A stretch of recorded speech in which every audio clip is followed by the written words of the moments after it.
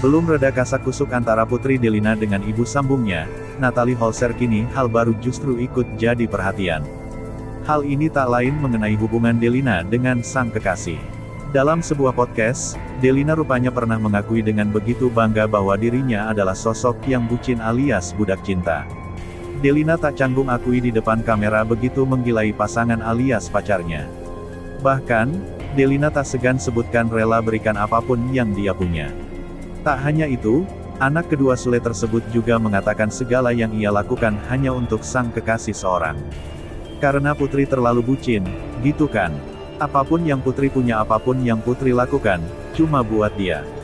Sampai akhirnya di titik Putri pernah capek juga, tapi Putri nggak bisa lepas karena terlalu cinta, ujar Putri Delina. Tak ayal, pernyataan Delina yang tersebar di berbagai akun gosip Instagram itu langsung menuai beragam komentar netizen.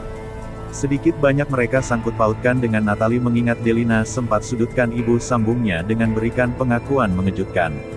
Pengakuan tersebut tak lain yakni, Delina mengatakan jika saat Natalie dan Sule bertengkar tak ada inisiatif dari bundanya meminta maaf pada dirinya. Tak hanya itu, netizen juga singgung soal harga diri Delina sebagai seorang wanita. Cewek nek ada harga dirinya amat dah julid hatinya, muka jutek pula, komen seorang netizen. Lah giliran ortuanya dipisahin. Nak boleh ngurus bapaknya, gimana si Putri ini mikirnya, gemes pengen tahi, sahut yang lain. Waduh kok bucin gitu, semua diberikan apapun. Cinta tak selamanya indah put, nanti kamu akan menyesal selamanya, puas JG misahin RT orang tua, timpal lainnya. Terus bapak kami sama siapa kalau semua yang kamu punya buat pacar kami, egoisnya dirimu nak, tambah yang lain.